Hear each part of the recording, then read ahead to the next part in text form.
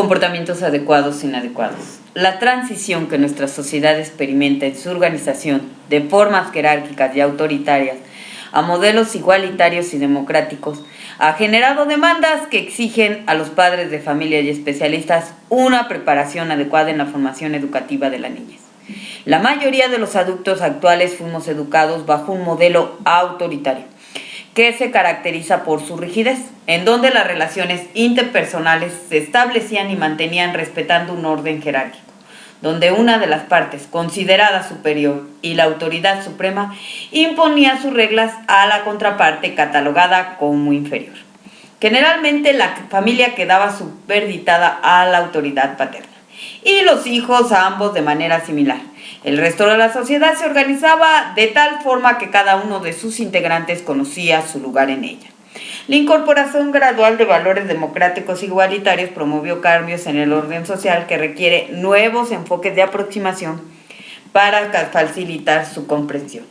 Entre los cambios ocurridos, los grupos tradicionalmente considerados inferiores cuestionaron su posición dentro del sistema social. Estos grupos minoritarios, aunque no fueran en número, lo eran en relación de poder, exigieron el mismo tratamiento otorgado a los grupos privilegiados. Por ejemplo, los trabajadores se agruparon en sindicatos para proteger sus derechos laborales y las mujeres retaron el principio de la supremacía masculina. Los movimientos para la reivindicación, los derechos de las minorías y grupos vulnerables han originado un orden social distinto al anterior.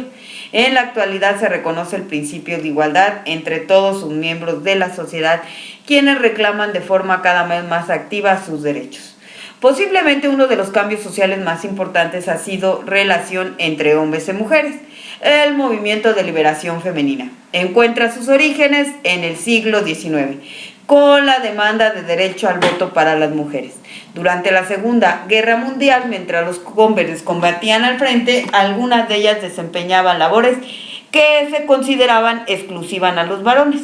Al término de los combates, aumentó el número de mujeres matriculadas en instrucciones de educación superior, las cuales se incorporaron posteriormente al mercado laboral, dejando atrás su dedicación exclusiva a las labores domésticas. Al tener mayor conciencia de sus derechos y sus habilidades, las mujeres empezaron a insistir en el mejoramiento de su estado legal y económico. Muchos hombres reaccionaron defensivamente ante el embate del movimiento de liberación femenina, de forma en que la reunión entre ambos sexos devino en una competencia enmarcada dentro de una revolución social. Los niños forman en la actualidad parte de ese proceso. Desde su nacimiento pueden pertenecer a una familia donde existe una lucha por la supremacía. En sus primeros años toman conciencia de sus derechos y expresan sus reclamos a ejercerlos. No obstante, les cuesta trabajo reconocer los derechos de los demás, de forma que en ocasiones distorsionan los principios democráticos, asumiendo que a ellos les corresponden los derechos y a los adultos las responsabilidades. Cuando los mayores toman como cierta esta lógica, tienden a sobreproteger a sus hijos, evitándole el cumplimiento de sus responsabilidades y asumiendo como propia las consecuencias de sus actos o omisiones, lo que consolida una creencia errónea sobre los derechos y responsabilidades individuales y sociales.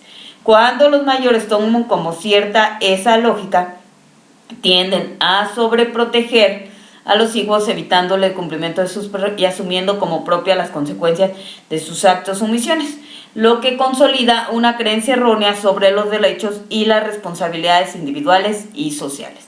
Los niños forman en la actualidad parte del proceso. Desde su nacimiento pueden pertenecer a una familia donde existe una lucha por la supremacía. En los primeros años toman conciencia sobre sus derechos y expresan sus reclamos a ejercerlos. No obstante, les cuesta trabajo reconocer los derechos de los demás, de forma que en ocasiones distorsionan los principios democráticos, asumiendo que a ellos les corresponden los derechos y a los adultos las responsabilidades.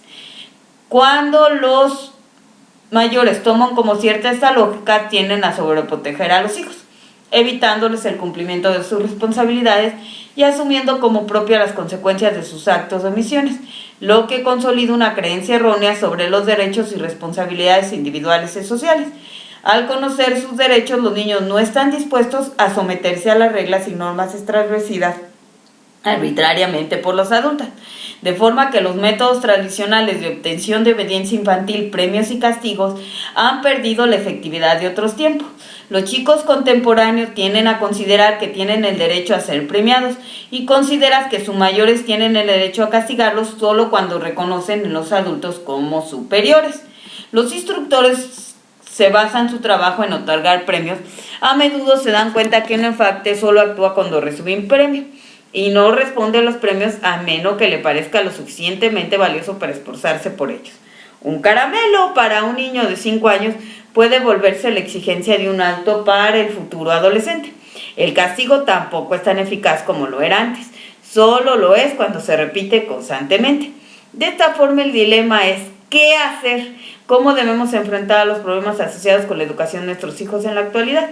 Si pudiéramos regresar a la sociedad autoritaria del pasado, probablemente nuestros problemas con los hijos disminuirían, pero esto requeriría regresar a patrones de relación en donde ellos y las mujeres perderían sus derechos y por lo tanto opciones de desarrollo. Actualmente nadie está dispuesto a perder sus derechos. Una alternativa es que nos volviéramos más permisivos, poniendo menos restricciones al comportamiento de los muchachos, pero esto produciría un caos aún mayor que el actual. Ninguna sociedad puede sobrevivir sin establecer límites al comportamiento de sus miembros. Equidad social de padres e hijos.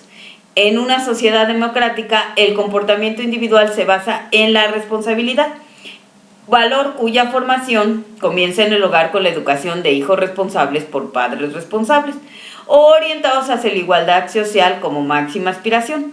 Bajo estos principios, las relaciones entre los miembros de las familias han experimentado transformaciones, dejando atrás la eficacia de algunos métodos como el premio y castigo, adoptando nuevos modelos educativos que buscan el alcance de acuerdos por consenso. Socialmente, los procedimientos democráticos de educación están basados en un principio de igualdad y respeto mutuo.